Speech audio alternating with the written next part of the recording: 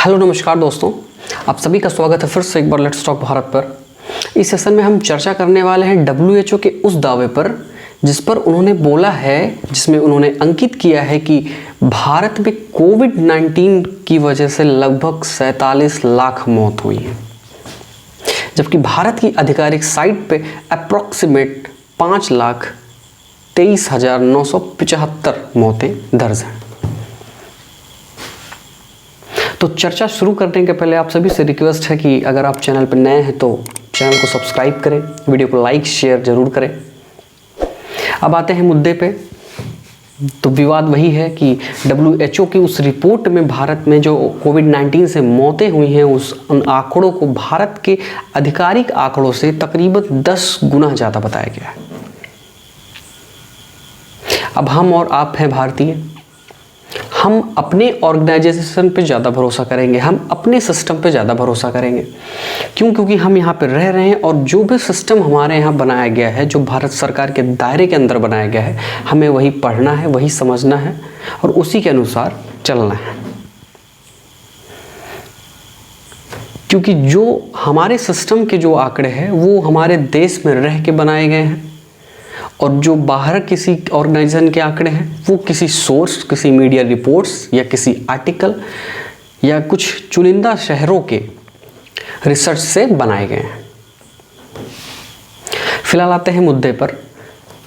WHO ने सिर्फ भारत की ही नहीं, भारत में तो 10 गुना बताया कि हमारे यहाँ जैसे हमारे आधिकारिक आंकड़े जो हमारे CRS ने, जो हमारी ऑर्गेनाइजेशन ने गवर्नमेंट ऑफ इंडिया को सौंपी रिपोर्ट, उसमें क्या है कि आप यहाँ पे जो मौतें हुई वो 5,23,000 अप्रॉक्सीमेट हुई अभी तक के आंकड़ों के मुताबिक।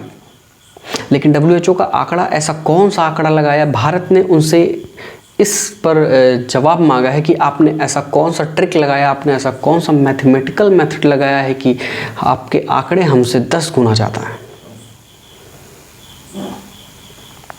हालांकि भारत ने इस रिपोर्ट पर आपत्ति जताई है और बहुत ही कड़े शब्दों में इसकी निंदा की है और उन्होंने कहा है ये बात हम ऊपर तक लेके जाएंगे कि आप हमें इस आंकड़े से मत आंकिए, जो कि ठीक नहीं है।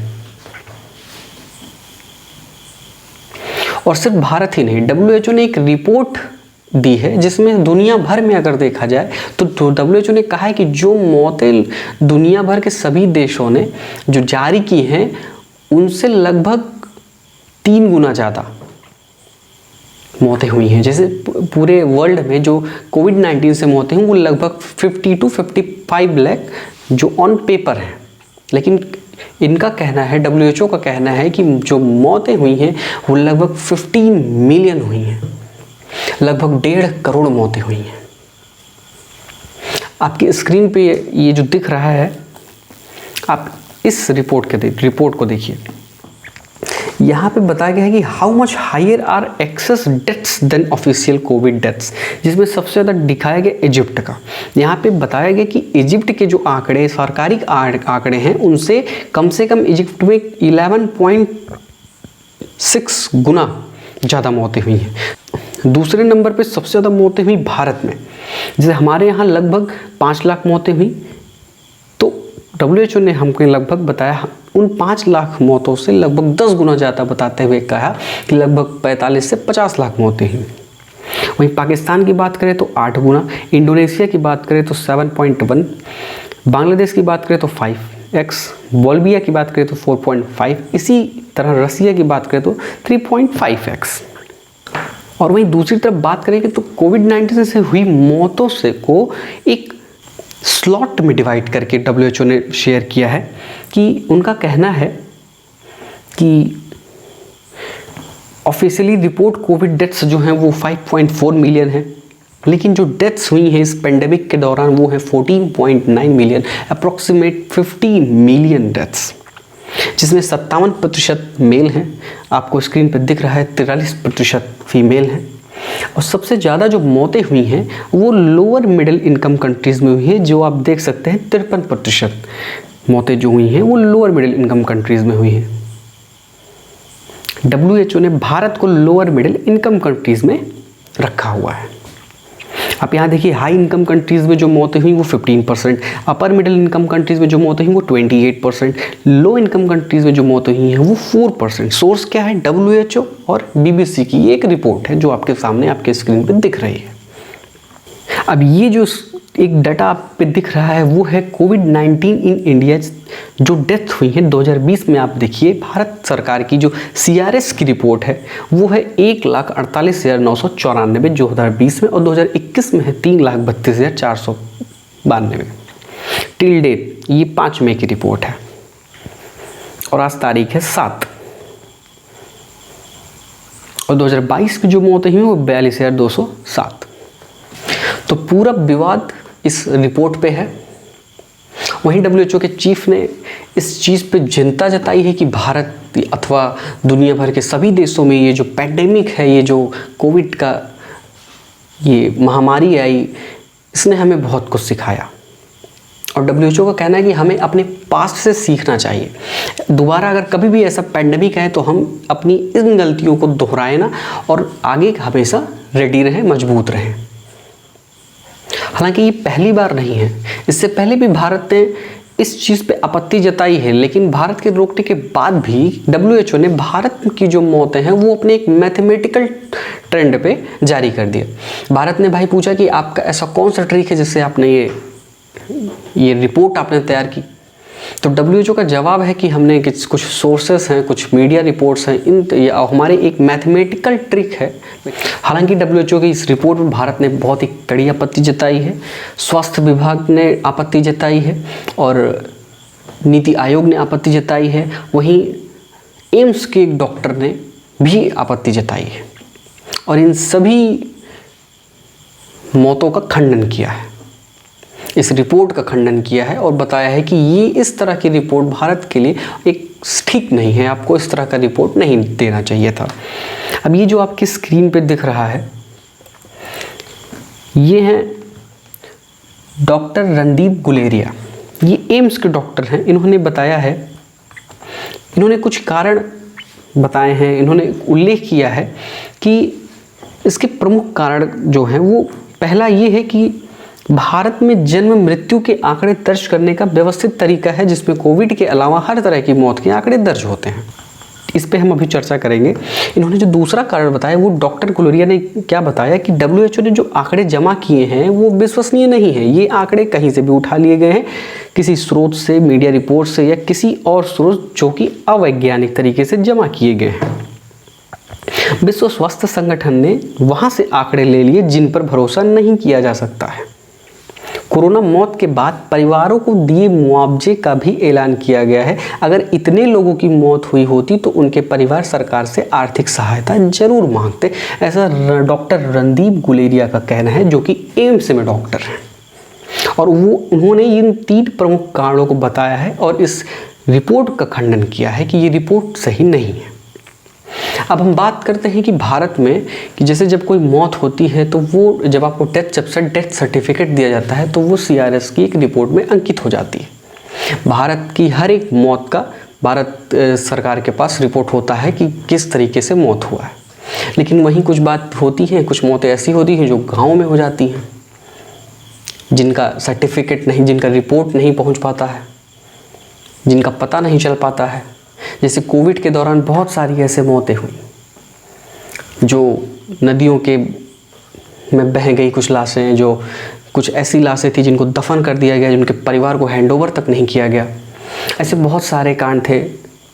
फिलहाल इन सभी से हमको सीख लेनी चाहिए। भविष्य में अगर कोई भी पैंडेमिक आए, कोई भी प्रॉब्लम आए, तो अपनी पास्ट से सीखते हुए हमें आगे बढ़ना चाहिए।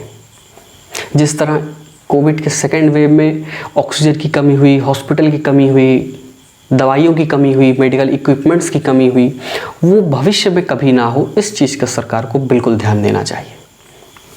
अब हमारे यहाँ जो मौतें रिपोर्ट होती हैं वो क्या हुआ कि जब CRS ने रिपोर्ट बनाया, CRS का जब रिपोर्ट अंकित हुआ, हॉस्पिटल्स ने जब रिपोर्ट्स क्रिएट की, तो क्या हुआ, जैसे मान लीजिए कोई कोविड का पेशेंट है, ठीक। अब अगर वो कोविड का पेशेंट है और उसको हार्ट की प्रॉब्लम आ गई, भाई अगर गेस कीजिए किसी को कोविड हो जाए, वो हार्ट का पेशेंट हो, अस्थमा का पेशेंट हो, तो नॉर्मली उसका तो हार्ट बीट बढ़ जाएगा ना, उसको तो सांस, उसका प्रॉब्लम हो जाएगा, सांस में उसका ब्लड प्रेशर बढ़ जाएगा। तो अधिकतर मौतें तो ऐसे ही हो गई, हार्ट अटैक से, अस्थमा से। तो उन मौतों को कोविड की पैंडेमिक में नहीं रिलेट किया गया। उन रिपोर्ट्स में डेथ ड्यू टू कोविड नहीं लिखा गया, death due to heart attack, death due to asthma, ये सारी चीज़ें अंकित की गई। तो इस वजह से रिपोर्ट डिफर कर गई। अब एक रिपोर्ट मैं रखूँगा आपके सामने, ये आपकी स्क्रीन पर दिख रहा है कि जन्म और मृत्यु का पंजीकरण। भारत में जन्म और मृत्यु का पंजीकरण बेहद मजबूत है और दशकों पुराने वैधानिक कानूनी ढांचे यानी जन्म और मृत्यु पंजीकरण अधिनियम 1969 द्वारा शासित है। ये नव भारत टाइम्स की रिपोर्ट है। मंत्रालय ने इसके साथ ही कहा कि नागरिक पंजीकरण डेटा के साथ साथ आरजीआई द्वारा सालाना जारी किए गए नमूना पंजीकरण डेटा का उपयोग बड़ी संख्या में शोधकर्ताओं, नीति निर्माताओं और वैज्ञानिकों ने घरेलू और वैश्विक स्तर पर किया है।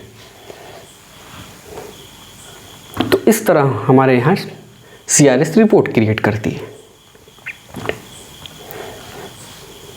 अब हमारे यहाँ कोई मुद्दा हो, कोई मुद्दा भारत में उठे और उसका राजनीतिकरण ना हो, ऐसा हो नहीं सकता।